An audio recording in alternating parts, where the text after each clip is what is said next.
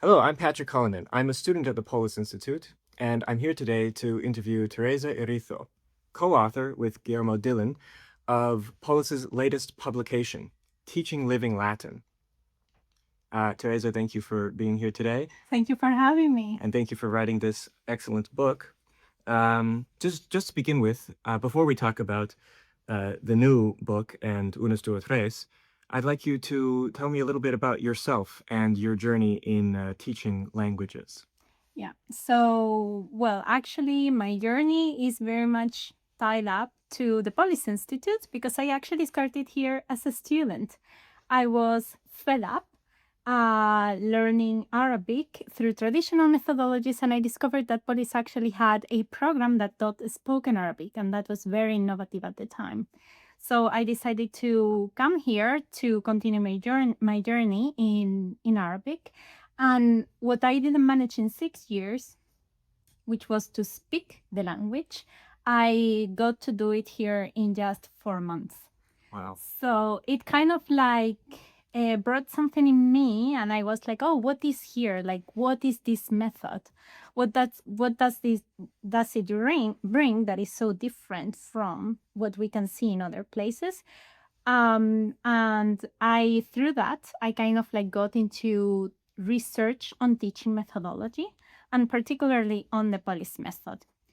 Right now, I am a PhD candidate on applied linguistics, and it's just a way of like continuing my journey to delve in deeper into teaching methodology, second language acquisition, and so on.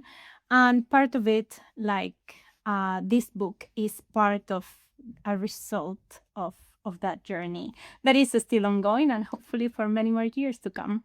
Sure, excellent. Why were you studying Arabic? And why were you here studying Arabic? So actually, I again, it was quite providential because I never thought about learning Arabic, but I chose to study a double major in translation and interpreting and humanities. On the second language, we could choose among several options, and I ended up choosing Arabic because it seemed like maybe the most challenging. I thought that if I didn't like it, I could always switch to French later on. But in the end, I loved it, and I really stuck with it. But Yes, you've been here a while, right? How long have you lived here now? for 10 years now, Yeah. so So that was a good choice, right? it was. Well, very good. But so it sounds like your studies have been in Arabic. Have you also done research and studies in Latin? Actually, no. And here is where I would like to acknowledge the work that Guillermo put into this book. It would have never been possible for this project to go through without his help. So it was started many years ago. Unos dos tres is published, and we get some questions from people asking about how to use it. Because, I mean, if you look at it, sometimes it cannot be very straightforward how to use it. So that kind of like showed us that maybe a companion, a teacher's guide, would be a good idea. Yeah. But obviously, I don't have a lot of background in ancient languages. The little that I know is thanks to the work that I've done here and the research that I've done here, but I don't have any formal training or knowledge in ancient languages. So the process it started in like 2023, but it was a little bit stuck because my knowledge of Latin didn't allow us to continue developing the lesson plans. And then I had the wonderful chance of meeting Guillermo on June 2024.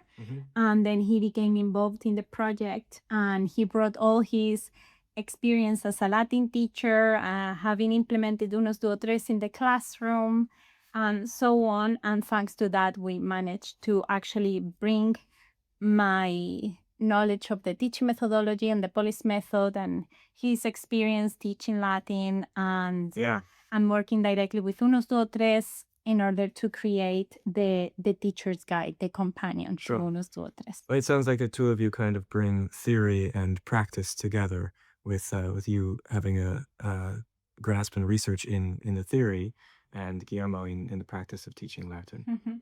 Very interesting. But speaking of theory, can you tell me about the Polis method? Yeah, sure. Well, the Polis method basically almost started with Polis, right? Like Polis was founded in 2011. Mm-hmm. And after we started teaching initially ancient Greek courses, some spoken Arabic courses also from pretty much the beginning, Biblical Hebrew, and then some other languages were also added. Mm-hmm. And today we have a pretty interesting range of languages that we teach here at Polis. Yes, yes. But little by little, they kind of like started combining different techniques from the open method, from total physical response, also taking some principles such as comprehensible input from Krashen, full immersion, dynamic language development, and something started being cooked there, if we can say so. But again, what is a method made of, really? So we needed to provide like some more theoretical basis to the Polis method, and that's where my work came in. Mm-hmm. So basically, the Polis method, it is a combination of different techniques, approaches, and procedures that try to teach a language as close as possible as a first language would be acquired. So, kind of like trying to replicate to a certain extent first language acquisition, especially through dynamic language development. But then, obviously, acknowledging that teaching older people is not the same as teaching younger people. So we kind of like try to apply those principles to second language acquisition. We try to bring that, but take into account other aspects such as pragmatism, such as analytic ability. So, for example, many people asked us, okay, so you teach through full immersion. There's no grammar explanation, right? Because that's the way you learn a first language. Well, no, because we are not teaching children. We're teaching adults who have already acquired the language. So, for example, we find that a certain extent of grammar explicit teaching is important. However, we always try to do it inductively, not deductively. So we kind of like present it in the classroom, and we give the tools to the student for them to infer the grammatical rule that is there. So well, these are just some, paintbrushes, some little ideas, sketches of what the Polis method is. But well, we are working on it, and the research is still ongoing, and hopefully it will bear much fruit. Also, in some like handbooks or teacher guides, like Teach and Live in Latin. Absolutely. So now we can turn to the new book, Teaching Living Latin. How do you envision this book being used in the classroom? So my hope and my wish is that it becomes a good companion to any teacher that wants to throw him or herself into teaching Latin as a living language.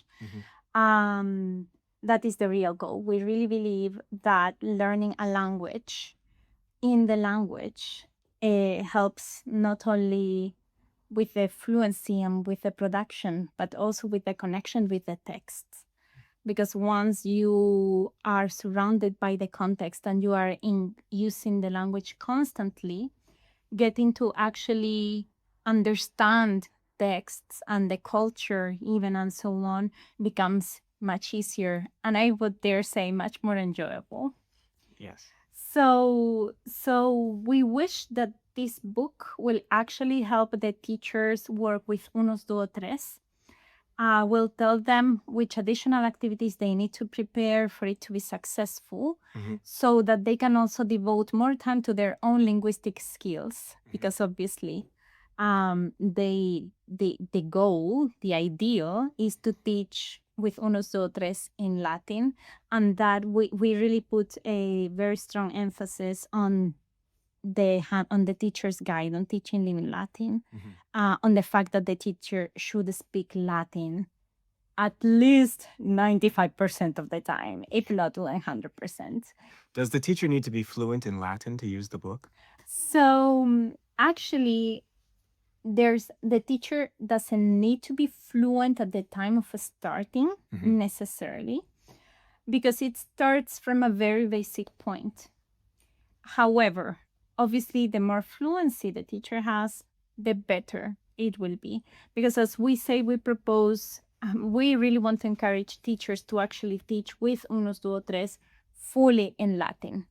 But obviously, the teachers know their own limitations, and we believe that always some Latin is better than no Latin at all, no spoken Latin at all. So I would try to encourage people to start at the level they are at. At the beginning, a lot of things are commands, are very simple words, very simple sentences. So they may need to devote some more time to actually practicing how to teach before actually getting to teach. But also the reward will be that their fluency and their spoken Latin will also improve as they use it.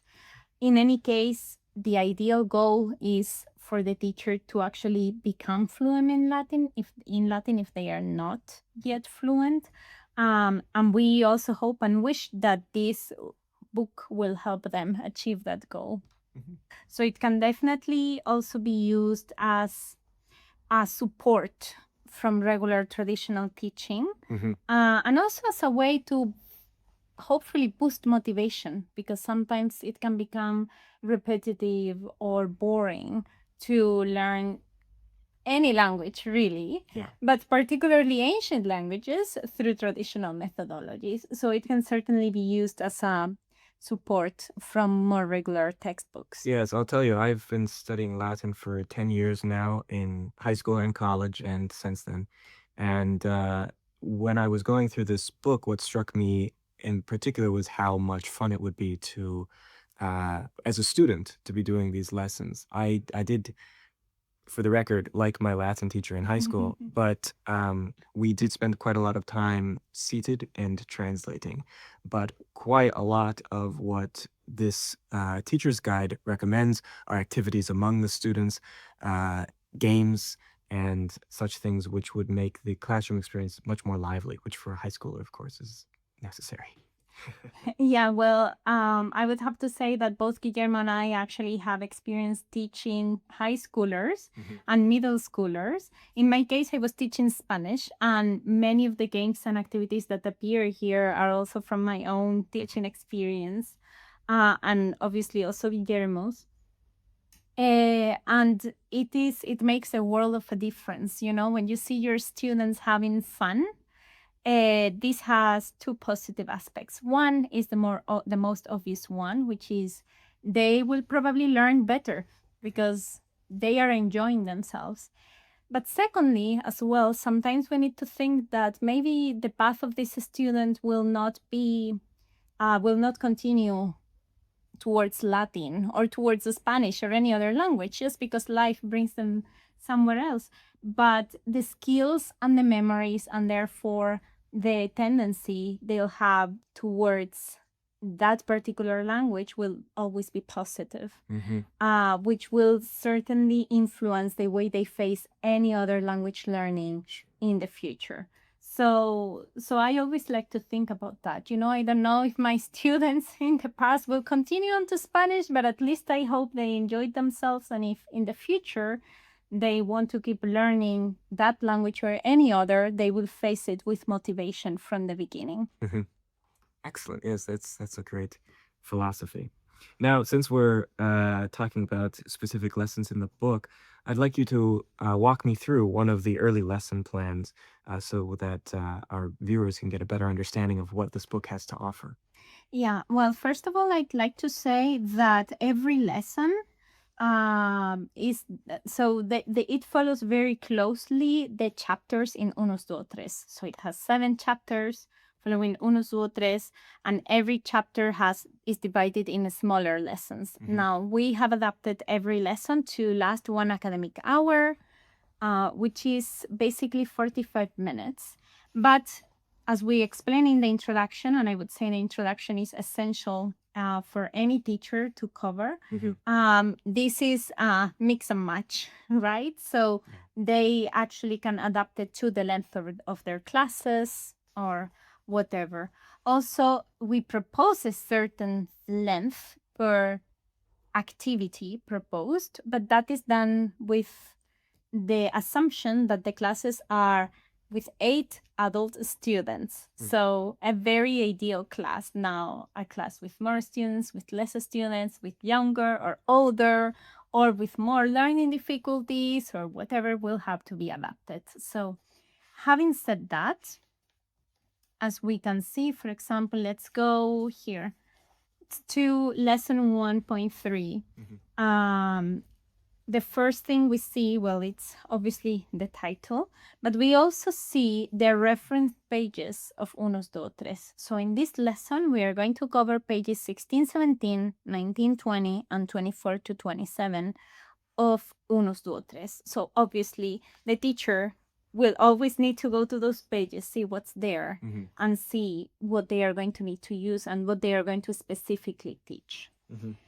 In this one in particular, we have the introduction of ubi and unde. So first, we always try to implement some review because one of the principles of comprehensible input is that you need to have some previous context, some previous basis, and build upon that. But we need to wake up that knowledge, particularly if it's been taught already a few lessons ago or even years ago, who knows? So there's always some review. Here we proposed how to introduce it. And then generally it's followed up by different activities. And in this case, for example, we are proposing a geography contest. Sometimes we also have extra games and activities. Or we propose other alternatives. For example, here we say, okay, so maybe instead of doing it with the students, just bring pictures of celebrities that they know where they are from, so they can actually practice with that. Sure. So I would say in general, we try to build something that is very flexible and that can be easily adapted to the needs of anyone who uses it for any purpose that they need. Okay, excellent. Thanks very much for watching. And thank you, Teresa, for talking to me about this book. Thanks for writing the book. Thank you. I think it will be very helpful and very good for the progression of the teaching of this language.